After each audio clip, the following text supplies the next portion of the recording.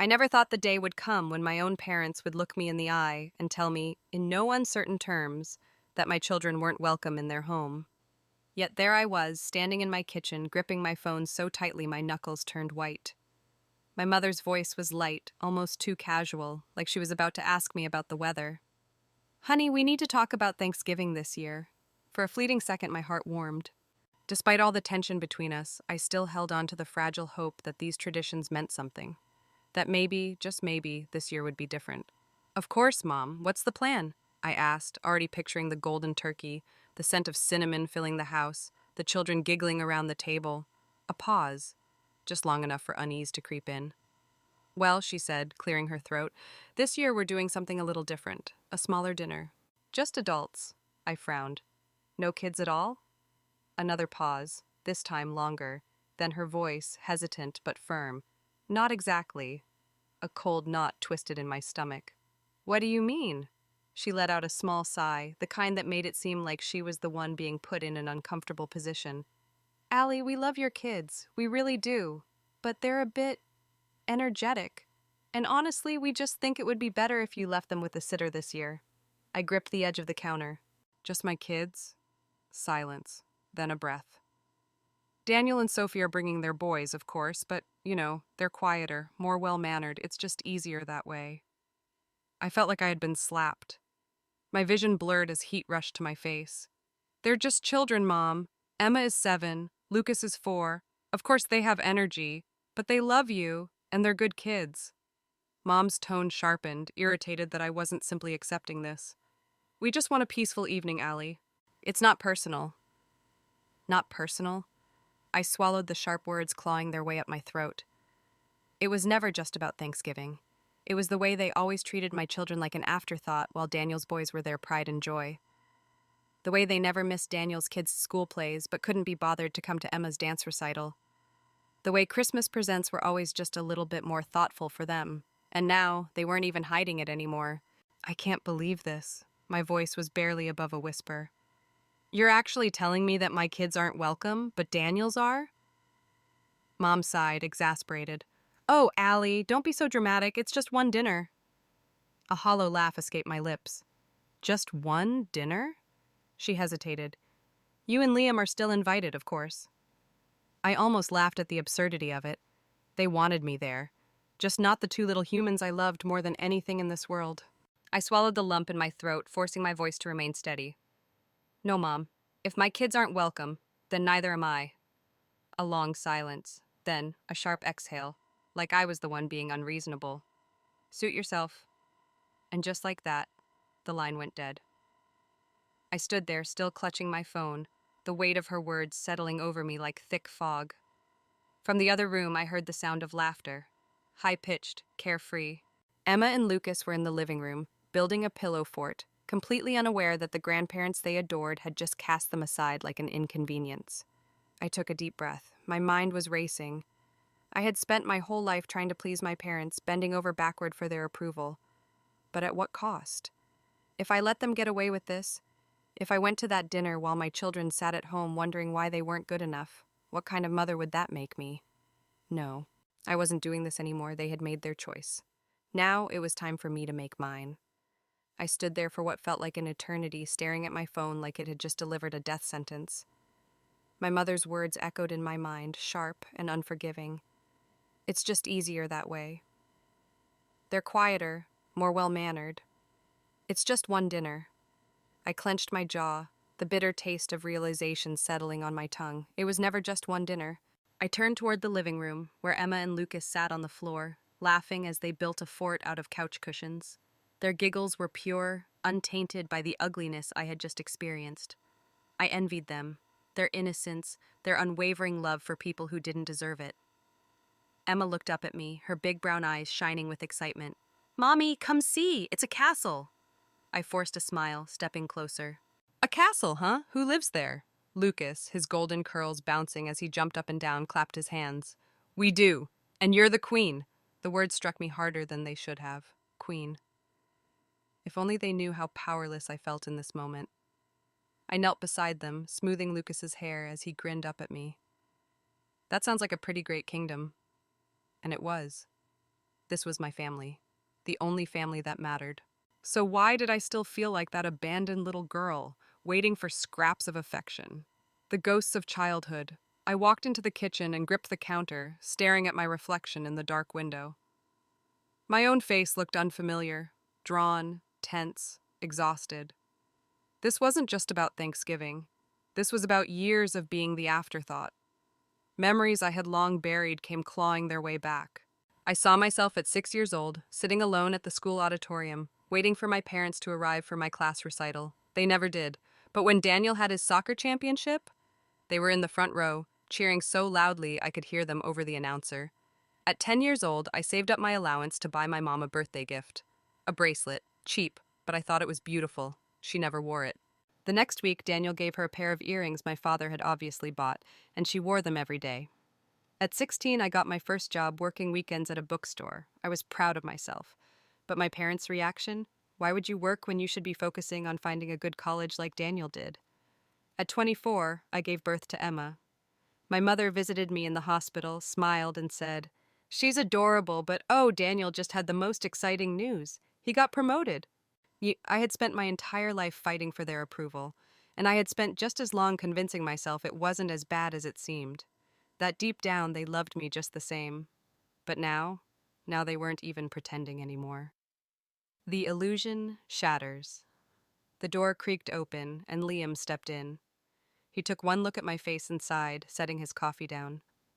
What did she say? I hesitated, because saying it out loud would make it real. She doesn't want the kids there. Liam's brows furrowed. What? She said they're too energetic. I let out a bitter laugh. But Daniel's kids are fine, of course. He rubbed a hand over his jaw, frustration flickering in his eyes. Allie, I know this hurts, but are you really surprised? I wanted to say yes. I wanted to act like this was new, but I couldn't. He was right. I was just finally admitting it. Liam stepped closer, resting a hand on my shoulder. So, what now? I exhaled. I told her if my kids weren't welcome, neither was I. A slow smile spread across his face. Good. But something inside me still ached, not because I regretted my decision, but because deep down I knew this wasn't over. They weren't going to let me go that easily. That night, I couldn't sleep. I lay in bed staring at the ceiling, my mind racing with everything that had happened. The phone call, my mother's words, the years of being an afterthought. Liam slept soundly beside me, his breathing steady, while down the hall, Emma and Lucas were curled up in their beds, dreaming, blissfully unaware that their own grandparents had rejected them. The anger burned hot in my chest. I had spent my entire life bending over backward for my parents. I had given them everything, my time, my energy, my desperate need to make them proud. And for what? So they could turn around and tell me in no uncertain terms that my children weren't good enough? No, not anymore. I swung my legs over the side of the bed and walked quietly to the kitchen. The floor was cold beneath my feet, but the fire inside me was enough to keep me warm. I grabbed my phone from the counter. There were 3 missed calls from my mother, a text from Daniel. Daniel, Mom says you're being difficult. Why do you always have to make everything so dramatic? A bitter laugh escaped my lips. Dramatic? I typed back, my fingers moving faster than my brain. Me.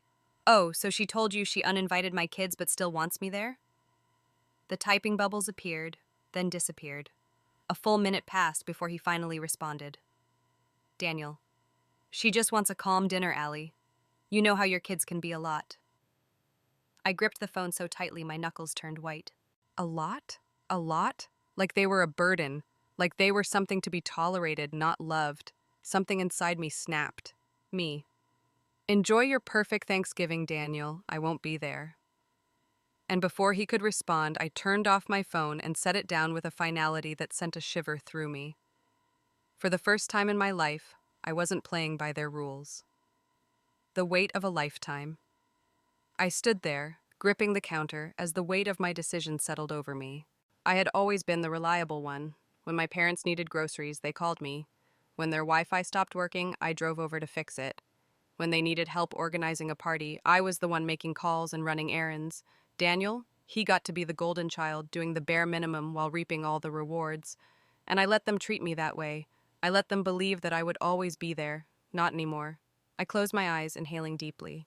It was time to stop waiting for them to love me the way I deserved. It was time to love myself enough to walk away. The first morning of my new reality felt different, lighter. For the first time in years, I wasn't waking up to the weight of my parents' expectations pressing down on my chest. Instead, the smell of fresh pancakes filled the air, and the sound of Emma and Lucas giggling echoed from the kitchen. I closed my eyes, savoring the warmth of the moment. This was what family was supposed to feel like: safe, happy, whole.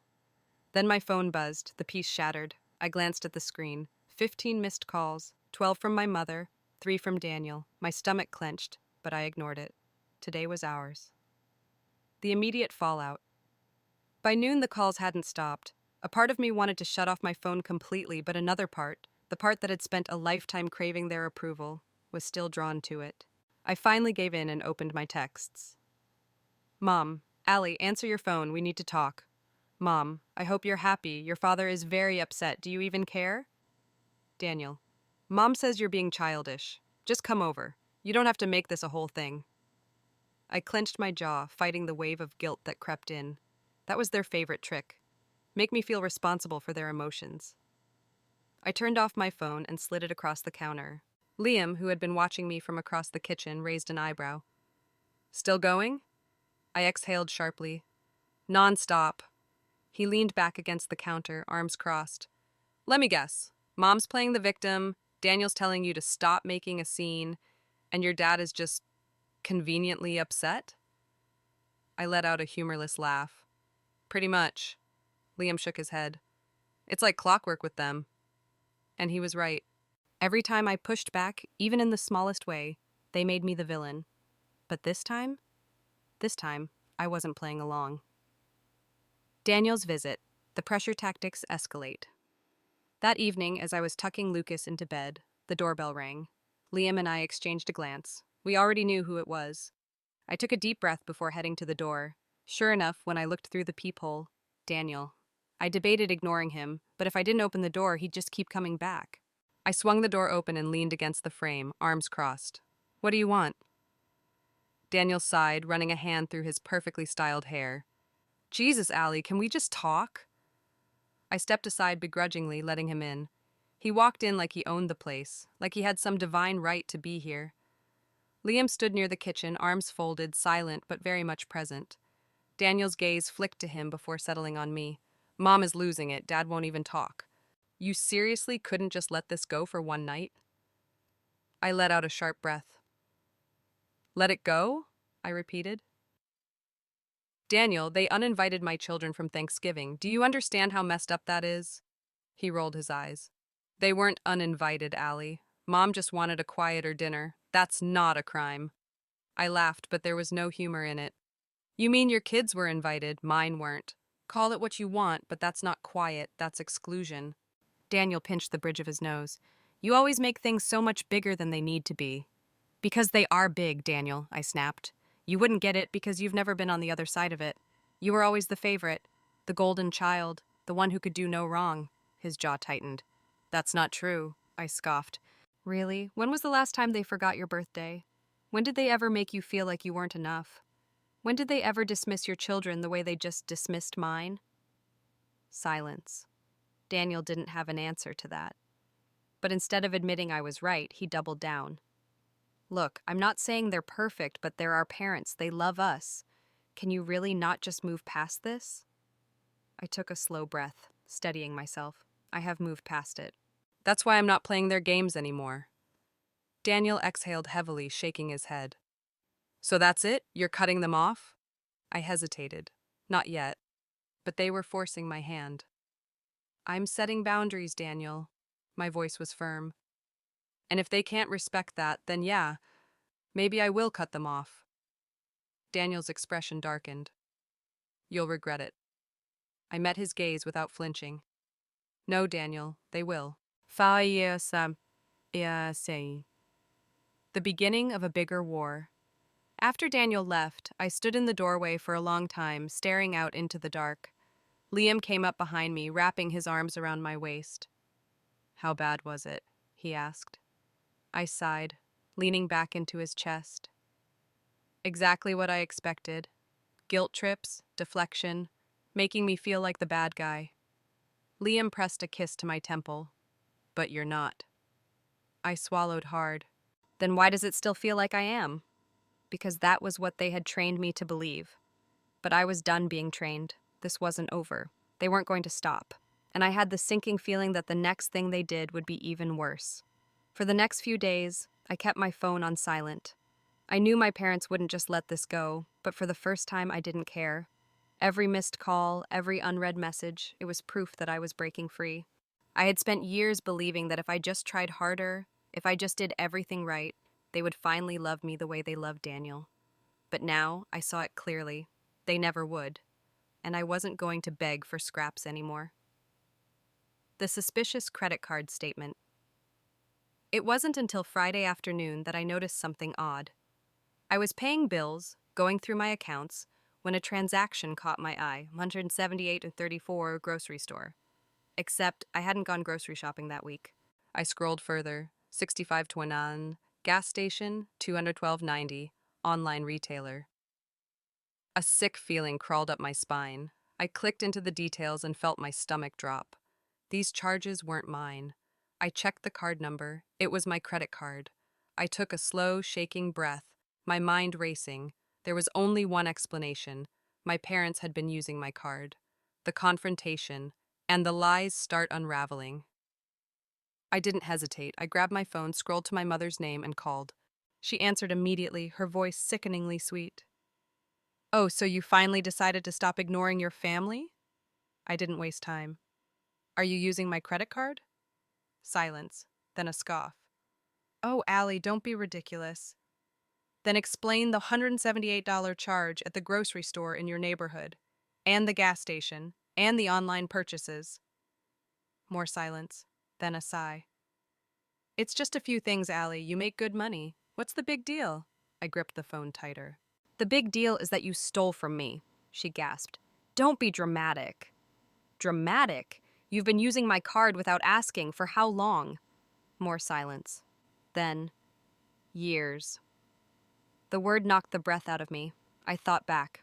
All those months when money felt tighter than it should have. The times I saw small, unnoticeable charges and brushed them off. I had assumed I just forgot about them. But now I knew the truth. My own parents had been stealing from me. I felt like I was going to be sick. The ultimate betrayal. This is fraud, I said, my voice shaking with anger. You stole from me, and you're not even sorry. Mom sighed, as if I was the one being unreasonable. Allie, we raised you. Do you have any idea how much money we spent on you growing up?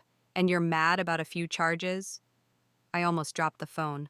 Are you seriously saying I owe you for existing? Well, she said airily, it's only fair. Fair? Fair? They had drained me emotionally for years. They had made me feel small, unwanted, second best. And now they were stealing from me too? And the worst part? They weren't even ashamed of it. Liam's reaction, the final line drawn. I hung up before I could say something I'd regret. Liam walked into the kitchen just as I slammed my phone down.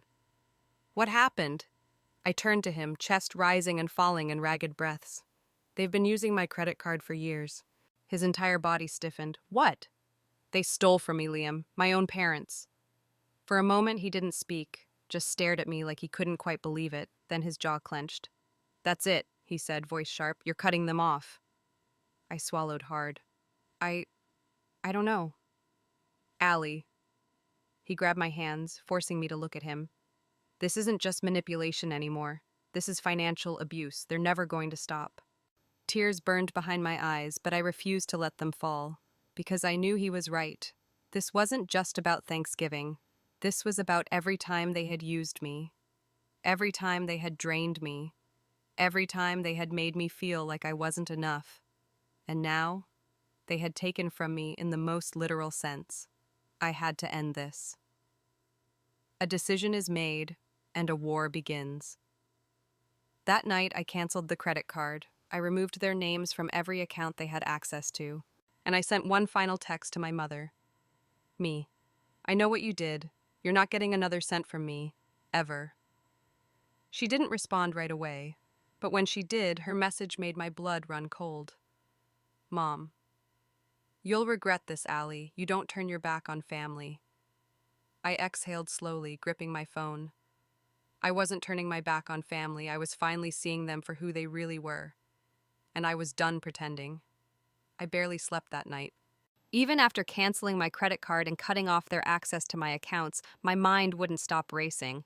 This wasn't just financial abuse, this was control. They had expected me to never notice, to just keep handing over my money like I had spent years handing over my time, my love, my need for their approval. And now that I had cut them off, they weren't going to take it quietly. I knew my mother. She always had another move. A call from the past. The next morning, as I was making coffee, my phone buzzed, a number I didn't recognize. For a split second, I thought about ignoring it, but something in my gut told me to answer. Hello? A pause. Then a woman's voice. Soft. Hesitant. Allie? It's Aunt Margaret. I almost dropped my phone. I hadn't heard from Aunt Margaret in years. She was my father's older sister, but she had drifted from the family when I was still a teenager. At least that was the version my parents told me. I had always assumed she was just distant, uninterested. But now, hearing her voice, something about it felt heavy, like she had been waiting for this call. The family's hidden pattern. I heard what happened, she said quietly. About the credit card. My grip tightened on the phone. How do you know about that? She exhaled. Because they did the same thing to me. The room spun. I grabbed the counter to steady myself. What? Your parents, Allie. They did it to me years ago. And to your Uncle Richard before that. They latch onto people, family members, people they can manipulate, and drain them until there's nothing left. I couldn't breathe.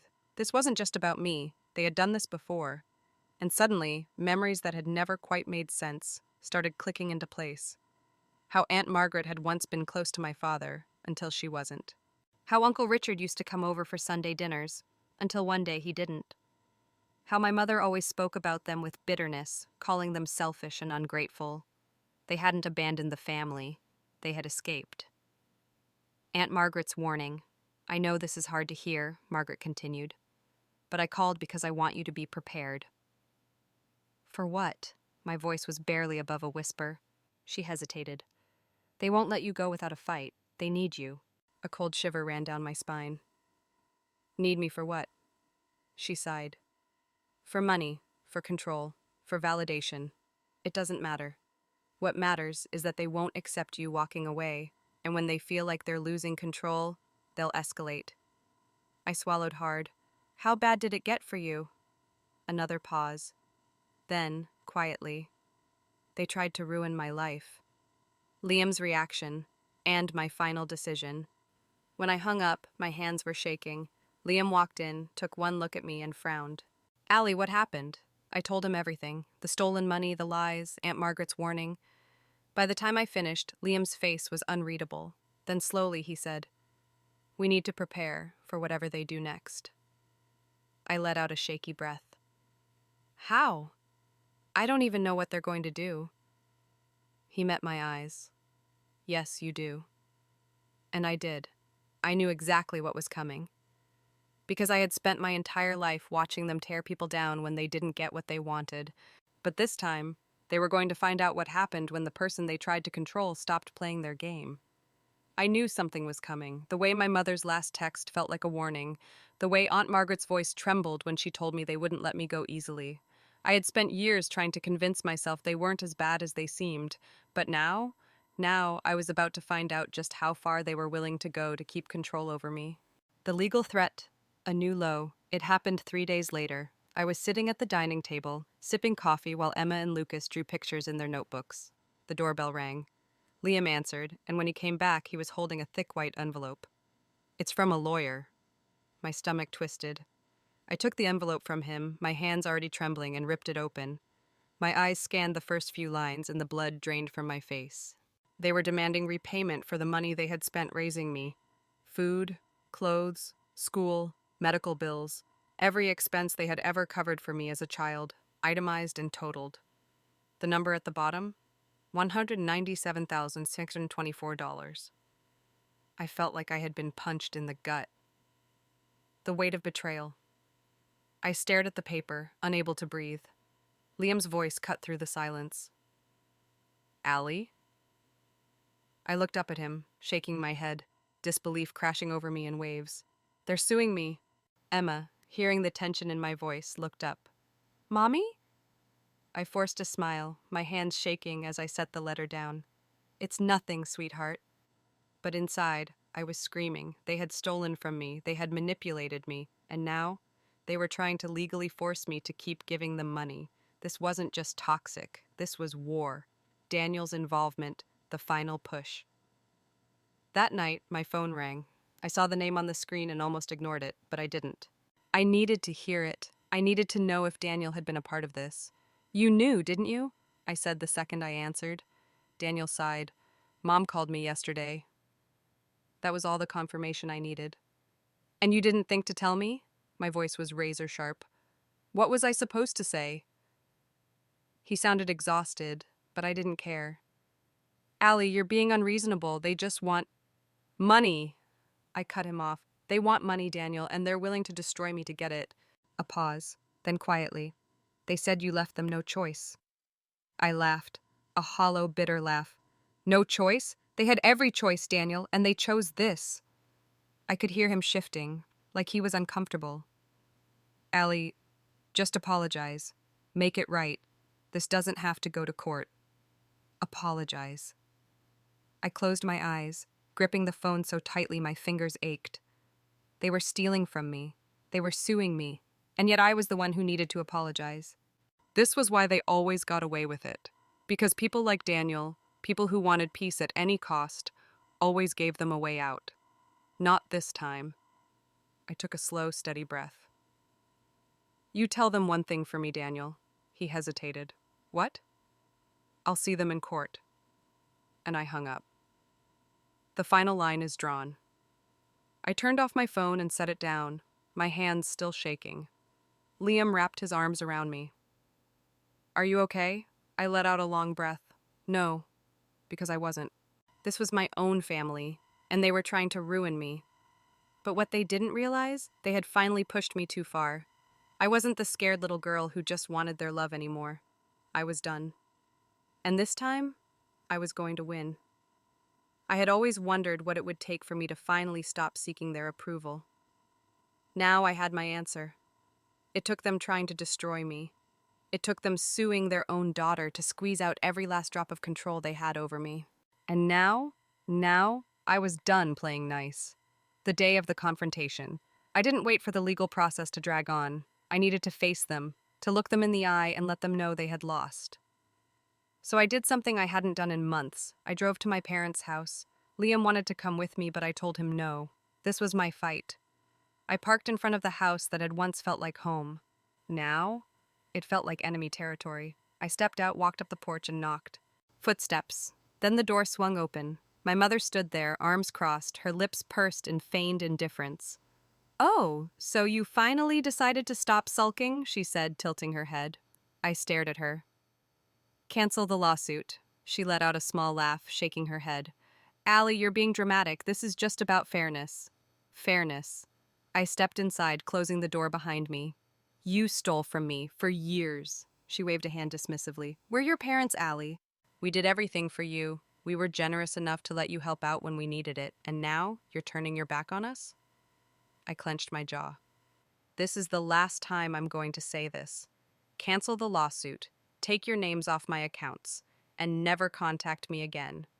Her expression hardened. Or what? I smiled.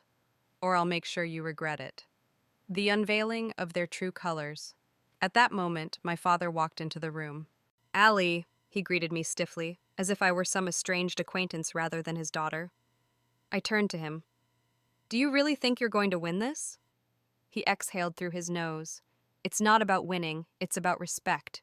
We raised you, we took care of you, and now, when we need something in return, you act like a stranger. I let out a breathless laugh. You don't need me. You need my money. My mother scoffed. You're being selfish. You have everything, your husband, your children, your house. You wouldn't have any of it without us. You don't get to take credit for my life, I snapped.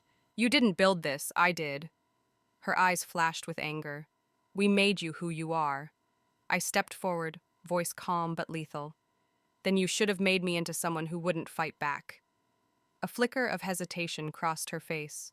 For the first time in my life, she realized she wasn't in control anymore. The final blow, taking away their power. I reached into my bag and pulled out a folder. I set it down on the table between us. "What is this?" my father asked. I met his gaze. "Copies of every unauthorized charge you made to my account." His face pallid slightly. "If you don't drop the lawsuit, I will file fraud charges against you." My mother let out a sharp breath. "You wouldn't," I smiled. "Try me." The silence stretched between us. For the first time in my life, I wasn't the one afraid. They were. Their last attempt to control me. My mother tried one last trick. The guilt card. Her lips trembled as she forced tears into her eyes. "I can't believe you do this to us," she whispered. "We're your family." I tilted my head. "No, you're not," she blinked. "What?" I exhaled slowly, feeling lighter than I ever had before. Family is love, family is respect, family is people who actually care about you. I picked up the folder and held it against my chest. "And that's not you." Her fake tears vanished in an instant, replaced with rage, but she had nothing left to say, because she knew she had lost. The walk away, the end of their power. I turned around and walked to the door. My father finally spoke, his voice low and warning. "If you leave now, don't come back." I paused at the threshold. Then, without turning around, I said the words I had never thought I'd have the courage to say. "Good." And I walked out. For the first time in my life, I was free. I didn't cry. Not when I left their house. Not when I drove home in complete silence. Not when I walked through the front door and saw Liam waiting for me, his eyes full of questions. I just breathed. For the first time in my life, I wasn't suffocating under the weight of my parents' expectations. I was free. Letting go of the past. That night, I sat in bed with my laptop, staring at my email inbox. There it was, the final response from their lawyer. I clicked it open, my heart pounding in my chest. "Your parents have agreed to drop the lawsuit. No further legal action will be taken." I exhaled, sinking into my pillow. It was over.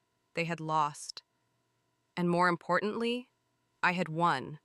Not just against them, but against the version of myself that had once begged for their love. A new kind of family. The next morning, I woke up to the sound of giggles.